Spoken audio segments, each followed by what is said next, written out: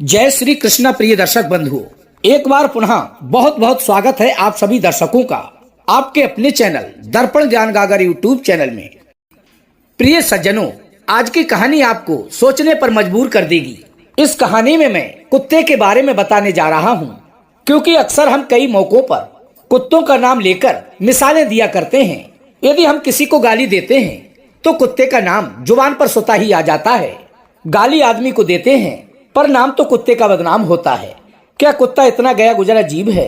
हमने अपने जीवन में कभी भी उसे खिलाने पिलाने के बारे में तो सोचा नहीं, चाहे फिर वो कितने ही दिन से द्वार पर भूखा क्यों ना पड़ा हो, लेकिन हमें कभी उसका ख्याल नहीं आया। लेकिन उसका नाम बदनाम करने में हमें बिल्कुल भी लज्जा नहीं आई। प्रिय सज्जनों, आप सभी से निवेदन है कि 5 मिनट का समय निकालकर हमारी इस कहानी को पूरी व अंत तक अवश्य सुन लेना। हो सकता है हमारी ये कहानी सुनने के बाद शायद आपकी सोच बदल जाए। एक कुत्ते ने अपने जीवन की कहानी कुछ इस प्रकार बयां की कि हे दुनिया के लोगों, हम पर रहम करो। हमारा कोई घर नहीं होता, कोई भी आश्रय नहीं होता। पशु होने के कारण कमाकर खाना हमें बिल्कुल भी नहीं आता। हमें वस्त्र भी पहनने का ज्ञान नहीं है, इसलिए सर्दी गर्मी और वर्षा ऋतु में हम ऐसे ही घूमते रहते हैं। हमें पढ़ना लिखना बिल्कुल भी नहीं आता। आपके जैसा हमें अनुशासन नहीं आता। हमें आपकी तरह बोलना भी नहीं आता। ये तो हमारा दुर्भाग्य ही समझिए। पर लेकिन एक बात सत्य है, हमें आपकी तरह भूख अवश्य लगती है। चोट लगने पर हमें आपकी तरह पीड़ा भी होती है। हमें आपकी तरह रोना भी आता है। बस इन्हीं 3 कामों में हम आपकी बराबरी कर सकते हैं। इसलिए हम पर दया कीजिए, हमें और कष्ट मत दीजिए। ईश्वर ने तो हमें वैसे भी इस संसार में कष्टों को झेलने को ही भेजा है, और ऊपर से आप लोग हमें बहुत परेशान करते हो। हम आपके जैसे मनुष्य नहीं हैं, और ना ही हमारे अंदर तुम्हारे जैसी सोचने समझने की शक्ति है। हम तो पराधीन जीव हैं। जब हमारा जन्म हुआ उस समय हमारे आंख कान बंद थे। कह नहीं सकते कि आपके जन्म पर जिस प्रकार से नृत्य नाच गान होता है, तरह तरह के बाजे बधाइयां बजती हैं और बहुत सारी खुशियां मनाई जाती हैं, हमारे जन्म पर भी ये सब हुआ होगा। हमारे जन्म पर ना जाने किसने खुशी मनाई होगी। हम जिस बिछौने पर थे वो रुई की भांति नरम तो था, उसमें सर्दी बिल्कुल भी नहीं लगती थी। मैं अपने मन में विचार कर रहा था कि मैंने बहुत ही बड़े खानदान व ऊंचे घराने में जन्म लिया है। लेकिन जब हमारी आंख खुली तो मैंने देखा कि हमारी माँ, जिसे आप लोग कुतिया बोलते हैं, वो अपने 4 बच्चों को छाती से चिपटाए हुए एक चबेना भूंजने वाले भाड़ की राख में पड़ी थी। हम 4 भाई बहन थे। मेरे बाकी 2 भाई तो लाल और भूरे रंग के थे। मैं अकेला काला था और सबसे छोटा मैं ही था, इसीलिए बहुत कमजोर था। मेरी माँ हम लोगों के पास जब तब आती थी, क्योंकि उसे भी अपने भोजन की व्यवस्था करनी पड़ती थी। यदि वो ना खाती तो हमें दूध कहाँ से पिलाती। उस एक जान पर हम 4 निर्भर थे। वो बेचारी अपने भोजन के लिए इधर उधर घूमती फिरती रहती थी। कभी भोजन मिल भी जाता था और कभी नहीं मिलता था, लेकिन वो हमेशा हम चारों भाई बहनों का बहुत ही ख्याल रखती थी। आखिर वो एक माँ जो थी, वो रात रात भर जागकर गांव की रखवाली करती थी। मजाल क्या जो कोई व्यक्ति गांव की ओर बुरी नीयत से झांक जाए। दूसरे गांव के कुत्ते भी हमारी माँ के डर से गांव में नहीं आते थे। गांव के किसी किसान के खेत में कोई सांड या नील गाय यदि फसल खाने को आता तो हमारी माँ उसे दौड़ा कर भगा देती थी। गांव वालों के लिए इतना सब करने के बाद भी कोई भी हमारी माँ के लिए स्वेच्छा से भोजन नहीं देता था। उसको अपना पेट भरने के लिए भोजन की छीना झपटी करनी पड़ती थी। कई बार तो लोग उसे लाठी डंडों से पीट कर भगा देते थे। वो बेचारी उस दिन भूखी रहकर पेट की आग से जलती रहती थी। आखिर हमें भी आपकी तरह ही भूख लगती है, ऊपर से उसे अपने 4 बच्चों की चिंता लगी रहती थी। आखिर माँ जो थी, जब भूख उसे चैन से बैठने नहीं देती और गांव वालों का भी उसे देखकर हृदय नहीं पसीजता, तो बेबस होकर के उसे लोगों के घरों में चोरी से घुसना पड़ता था, और खाने की कोई चीज मिल जाती तो उसे खाकर अपने पेट की आग को बुझा लिया करती थी। कई बार तो लोग उसे खाने की वस्तु ले जाते देखकर लाठी डंडे लेकर उसके पीछे पड़ जाते थे। कुछ निर्दयी लोग तो उसे घर के अंदर बंद करके लाठी डंडों से पीटते थे, अर्थात हमारी माँ का पीट पीट कर बुरा हाल कर देते थे। आखिर क्या बिगाड़ा था उस दुखिया ने? सिर्फ अपने पेट के लिए भोजन ही तो चुराया था। चोरी करने का हमें कोई शौक नहीं है, पर पापी पेट हमें ये सब करने के लिए मजबूर कर देता है। एक दिन की बात है, बहुत तेज बरसात हुई थी और ओले भी पड़े थे। उस कारण से ठंडी ठंडी हवा चल रही थी। उस ठंड में ठिठुरकर हमारे 2 भाई मर गए।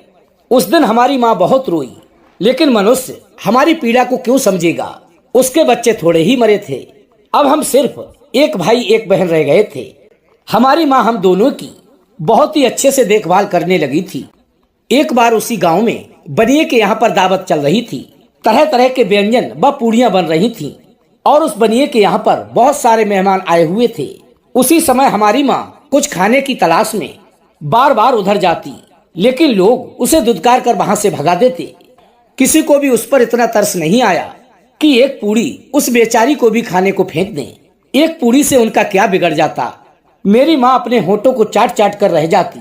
वो वहीं खड़ी खड़ी देखती रही। उधर जैसे ही उस बनिए के घर में दावत खाने का सिलसिला चालू हुआ, भोजन परोसा जाने लगा और हमारी माताजी भी वहीं खड़ी होकर पूंछ हिलाने लगी। खाना परोसने वाला आदमी जब किसी कार्य से घर के भीतर गया तो मेरी माँ दबे पांव पूड़ियों के छकड़े के पास पहुंच गई। अब तो उसे देखकर चारों ओर से दू दू हा हा होने लगी। चारों ओर से लोग चिल्ला चिल्ला कर ऐसे भागे कि मेरी माँ तो उस चीख पुकार को सुनकर बहुत ही घबरा गई।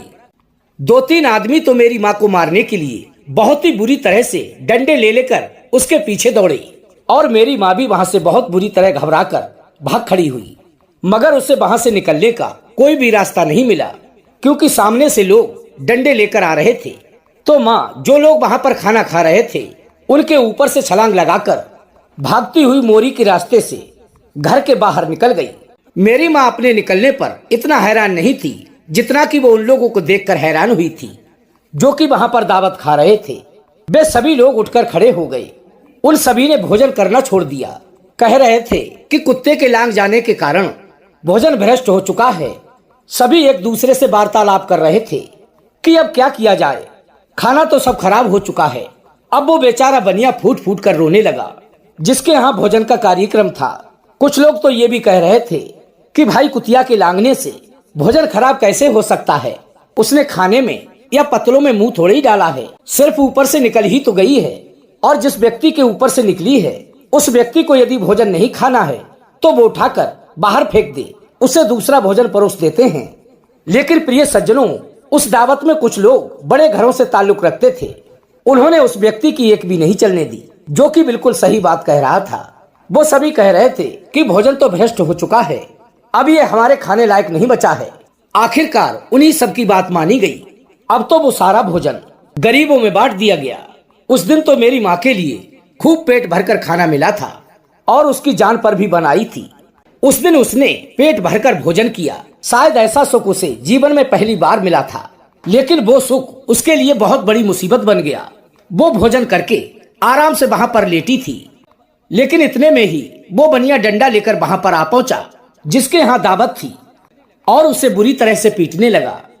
उसे वहां से भागने का भी कोई अवसर नहीं मिल पाया, जो कि वो वहां से भाग जाती। अब डंडों की चोट से वो बुरी तरह से चिल्लाने लगी। माँ का बिलाप सुनकर के तो पत्थर भी पिघल जाता है, पर उस निर्दयी बनिए को तो उस पर जरा भी तरस नहीं आया। वो उसे निर्दयता पूर्वक कूटता रहा। मेरी माँ का वो आर्त सुर पूरे गांव में सुनाई दे रहा था। तभी वहां पर कुछ लोग आए और उस बनिए को समझाते हुए कहने लगे कि हे भाई, अब तुमने इसको बहुत मार लिया, अब इसे जाने दो। भूख में तो मनुष्य की भी बुद्धि भ्रष्ट हो जाती है। वो तो एक जानवर है, उसे अच्छे बुरे का क्या ज्ञान। यदि उसमें इतना ज्ञान होता तो वो आपके भोजन में मुंह ही क्यों डालती। अब उसे मारकर आपको क्या मिलेगा। जो होना था सो तो हो गया। प्रिय सज्जनों, लोगों के समझाने के बाद उसने हमारी माँ को पीटना बंद कर दिया। माँ ने आकर वो सारी कहानी हम दोनों बहन भाइयों को सुनाई। तभी हमने जाना कि कितना कष्ट भरा है हम कुत्तों का जीवन। आदमी एक रोटी के टुकड़े के बदले एक चोर के जितना पीटता है। धिक्कार है ऐसे लोगों पर जो हम लोगों की पीड़ा को बिल्कुल भी नहीं समझते। एक दिन की बात और बताऊं, गांव में एक बाहर का मुसाफिर आकर ठहरा हुआ था। उसने अपने भोजन के लिए एक स्थान पर चूल्हा बनाया था और उस पर दाल बनने को रख दी। उसके बाद उसने आटा गूंथ कर रख दिया और वो वहीं पास में कुएं पर पानी लेने को चला गया। इधर कहीं से मेरी माँ भी भोजन की तलाश में घूमती हुई वहीं पर पहुंच गई। जैसे ही उसने गूथे हुए आटे को वहां पर रखा देखा तो अपने मन में विचार किया, शायद इस आटे का कोई भी मालिक नहीं है। यही सब सोचकर वो उस आटे को खाने लगी। तभी उस राहगीर ने कुएं के पास से देखा कि उसका आटा एक कुतिया ने आकर खा लिया है। तो वो अपने मन में बड़ा ही दुखी हुआ और वो बेचारा अपने माथे पर हाथ धरकर जोर जोर से रोने लगा, क्योंकि वो भी 2-3 दिनों का भूखा और थका हारा था। तभी कुछ लोगों ने उससे कहा कि अरे भाई, इस कुतिया ने तो तुम्हारा भी आटा बिगाड़ दिया। कल तो इसने बनिए की पूरी रसोई ही बिगाड़ कर रख दी थी।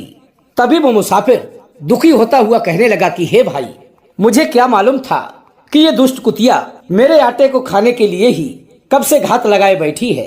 तभी उस मुसाफिर ने आओ देखा ना ताओ डंडा लेकर उस कुतिया के ऊपर टूट पड़ा। मेरी माँ उस आटे के लिए भली प्रकार से खा भी नहीं पाई थी, पर उससे ज्यादा की उस पर डंडे से मार पड़ गई। महीने भर तक मेरी माँ लंगड़ाती हुई घूमती रही, क्योंकि उस पिटाई से उसकी एक टांग टूट चुकी थी। तब उस दिन मेरी समझ में आया कि मनुष्य कितना खुदगर्ज होता है। यदि हम उसका कोई कार्य करते हैं तो भी वो हमें अच्छा नहीं समझता, और हमारी कमी ये है कि हम उन्हीं मतलबी इंसानों के बीच में रहना चाहते हैं जो कि हमें हर समय कष्ट देते हैं। जो हमें प्यार से खिलाता है, हम उसके कितने काम आते हैं ये उन्हें पता नहीं है। उसके घर की रखवाली तो हम करते ही हैं, साथ ही साथ और भी बहुत सारे लाभ हैं जिन्हें मनुष्य नहीं जानता। यदि वो हमें रोटी खिलाने के फायदे के बारे में जान जाएगा तो अपने जीवन में होने वाले बहुत सारे नुकसानों से बच सकता है।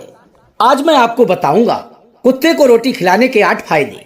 मनुष्यों को पता नहीं है कि जब भी घर में रोटी बनाई जाती है तो सबसे पहली रोटी गाय की होती है और पिछली रोटी कुत्ते की होती है। ऐसा ही महापुरुषों ने विधान बनाया था, लेकिन भगवान के बनाए उस विधान को भूलकर मनुष्य अगली और पिछली रोटी स्वयं ही खा जाता है। इसका प्रभाव उसके जीवन पर बहुत ही बुरा पड़ता है। आइए जानते हैं कुत्ते को रोटी खिलाने के वो 8 फायदे। प्रिय सज्जनों, कहते हैं कि कुत्ता वो प्राणी है जिसको रोटी खिलाने से मनुष्यों के जीवन में पड़ने वाले ग्रहों के दोष भी अतिशीघ्र दूर हो जाते हैं।